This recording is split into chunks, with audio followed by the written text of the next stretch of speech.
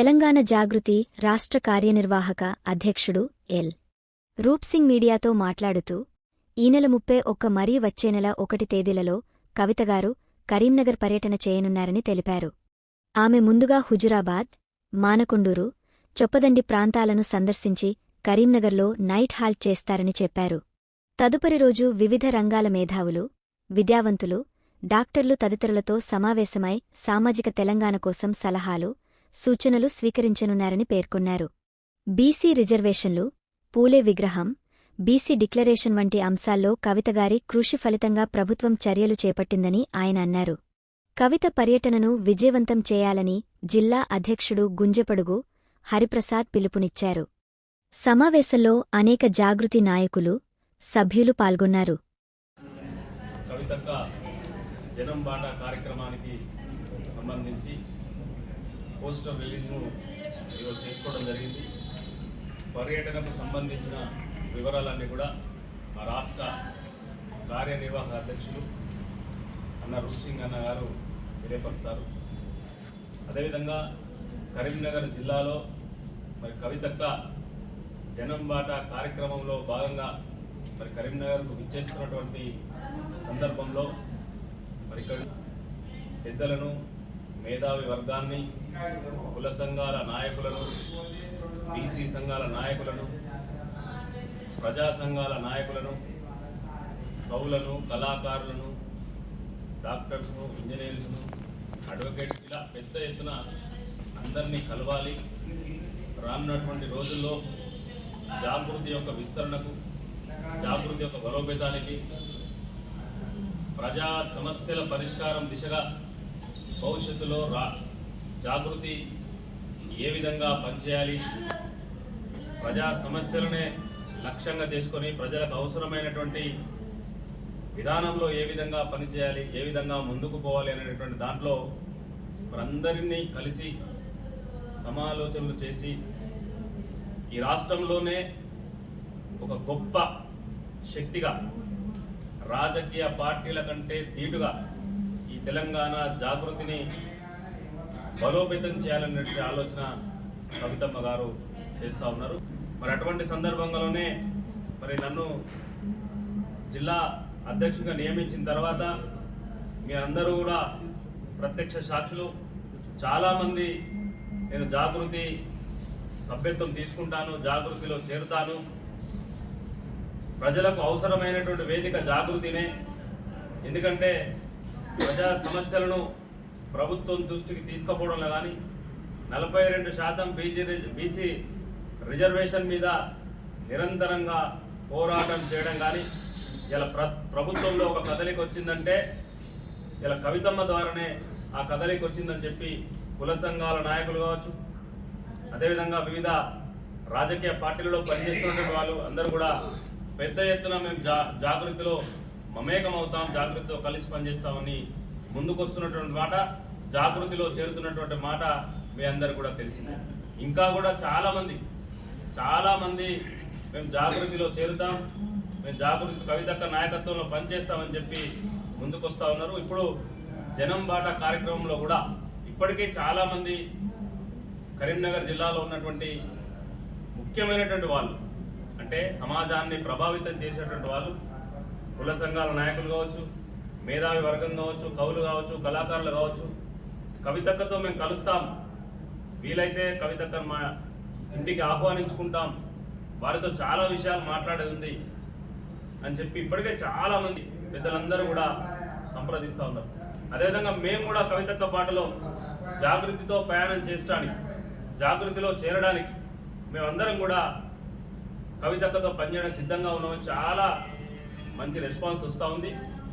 ఏది ఏమైనా కవితక్క కరీంనగర్లో చేపట్టే కార్యక్రమం విజయవంతం అవుతుందని చెప్పి తెలియపరుచుకుంటూ మరి మా రాష్ట్ర కార్యనిర్వాహక అధ్యక్షులు అన్న రూప్సింగ్ అన్న గారు కవితక్క పర్యటనకు సంబంధించి మిగతా రాష్ట్ర వ్యాప్తంగా ఉన్నటువంటి అంశాల విషయంలో వారు మీతో మాట్లాడవలసింది కోరుతాం.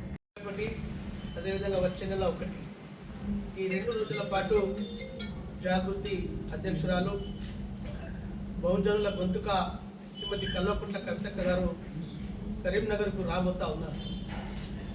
మొదట 31వ తారీఖు నాడు ఈ జిల్లాలో ఉన్నటువంటి 4 నియోజకవర్గాలు మానకొండూరు, హుజురాబాదు, చొప్పదండి, కరీంనగర్. ముందుగా మానకొండూరు నియోజకవర్గం నుంచి ప్రారంభమయ్యేటువంటి తన పర్యటన, 2 హుజురాబాద్ కాన్స్టిట్యున్సీ, అదేవిధంగా చొప్పదండి కాన్స్టిట్యున్సీ, 3 కాన్స్టిట్యున్సీలను పర్యటించి ఈ 3 కాన్స్టిట్యున్సీల్లో వివిధ ప్రజా సమస్యలను ఏ ప్రాంతాల్లో అయితే ఆ ప్రాంతం సమస్యలు ఎక్కువ ఉన్నాయో, ప్రజలు ఎదుర్కొంటున్నారో వాటన్నిటినీ పరిశీలించి ఆ ప్రజలతో మమేకై వాళ్ళ సమస్యలన్నింటినీ కూడా స్వీకరించి కరీంనగర్కి చేరుకొని కరీంనగర్లో నైట్ హాల్ట్ చేస్తారు. మరుసటి ఉదయం అంటే 1వ తారీఖు నాడు ప్రధానంగా కరీంనగర్ జిల్లాలో ఉన్నటువంటి అనేక రంగాలలో ఉన్నటువంటి నైపుణ్యం కలిగినటువంటి గొప్ప గొప్ప వ్యక్తులు, ఎప్పుడే మా మిత్రుడు చెప్పినట్టు అడ్వకేట్స్, డాక్టర్స్, మేధావులు, ఉద్యోగ సంఘాల నాయకులు, ఉపాధ్యాయ సంఘాల నాయకులు, మహిళా సంఘాల నాయకులు, యువజన సంఘాల నాయకులు, ఈ విధంగా అనేక రంగాల్లో నిష్ణాతులైనటువంటి వాళ్ళతో 2-3 గంటల పాటు చర్చించి ఏ పరిస్థితిలో తను జాగృతి సంస్థను ఎంత బలోపేతంగా ప్రజా సమస్యల పరిష్కారం కోసం నిర్మాణం చేపట్టదలుచుకున్నదో మీ అందరికీ కూడా తెలుసు. తను బీఆర్ఎస్ పార్టీలో ఉంటూనే ఎంపీగా, ఎమ్మెల్సీగా తన కర్తవ్యాన్ని, తన పాత్రను పోషిస్తూ జాగృతి సంస్థతోనే దేశంలో 16 పార్టీలను ఏకం చేసి 33% మహిళా రిజర్వేషన్ బిల్లును కేంద్ర ప్రభుత్వం మెడలు వంచి సాధించినటువంటి ఏకైక ఘనత కలిగిన కళ మహిళా కవితమ్మ గారు. ఆ 33% రిజర్వేషనే కాకుండా తెలంగాణ అసెంబ్లీలో అంబేద్కర్ విగ్రహాన్ని పెట్టాలని బలమైనటువంటి పోరాటం చేసి అప్పుడున్న ప్రభుత్వాన్ని కూడా ఒప్పించి అంబేద్కర్ విగ్రహాన్ని అసెంబ్లీలో పెట్టించగలిగినటువంటి గొప్ప నాయకురాలు కవితమ్మ గారు. అంబేద్కర్తో పాటు జ్యోతిరావు పూలే గారి విగ్రహం కోసం కూడా ఆనాడు ఉన్నటువంటి బీఆర్ఎస్ పార్టీ ప్రభుత్వం మీద తీవ్రమైనటువంటి ప్రయత్నం చేశారు.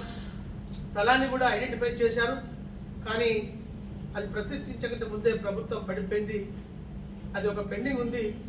దాని తర్వాత తెలంగాణలో ఉన్నటువంటి బీసీ సమాజం కోసం ఒక మహత్తరమైనటువంటి పోరాటాన్ని 42% ఇప్పుడు అధికారంలో వచ్చినటువంటి ప్రభుత్వం కామారెడ్డి డిక్లరేషన్ను అమలు పరచాలని మరి తెలంగాణ వ్యాప్తంగా అన్ని జిల్లాల్లో రౌండ్ టేబుల్ పెట్టి 72 బీసీ కుల సంఘాలను ఏకం చేసి పోరాటం చేస్తున్నటువంటి సందర్భంలోనే ఇవాళ ఇక్కడ ఉన్నటువంటి ప్రభుత్వం ఒకవైపున అసెంబ్లీలో తీర్మానం చేసి కేంద్ర ప్రభుత్వానికి పంపించి మరో ఆర్డినెన్స్ను ఇవాళ గవర్నర్ దగ్గర పెండింగ్ ఉన్నటువంటి సంగతి మీ అందరికీ తెలుసు.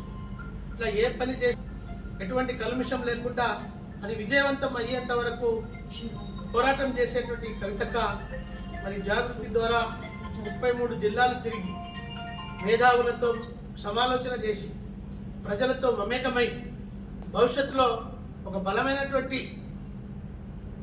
జాగృతి సంస్థను నిర్మించడం కోసం ఈ జిల్లాకు వస్తున్నటువంటి సందర్భంలో మరి ఇక్కడ ఉన్నటువంటి మేధావులు, బుద్ధిజీవులు, యువకులు, మహిళలు అందరూ కూడా ఈ కార్యక్రమంలో పాల్గొని విజయవంతం చేయాలని నేను ఈ సందర్భంగా ప్రత్యేకంగా విజ్ఞప్తి చేస్తూ ఉన్నాను. ఎందుకంటే సామాజిక భౌగోళిక తెలంగాణ సాధ్యపడింది. సామాజిక తెలంగాణ సాధించుకోవాల్సినటువంటి అవసరం ఉన్నది. సామాజిక తెలంగాణ అంటే ఇదేదో ఒక ఎస్సీ ఎస్టీలకే సంబంధించినది కాదు. అణగారిన వర్గాల్లో ఉన్నటువంటి బీసీలు, ఎస్సీలు, ఎస్టీలు, మైనారిటీలు ఏ విధంగా అయితే అన్ని వర్గాలకు న్యాయం జరగకుండా ఉందో ఉన్నత వర్గాల్లో ఉన్న కొన్ని కులాలకు కూడా ఇంకా న్యాయం జరగలేదు, రాజకీయమైనటువంటి న్యాయం అనేటువంటి భావన, విశ్వాసం, నమ్మకం జాగృతి సంస్థకు ఉన్నది.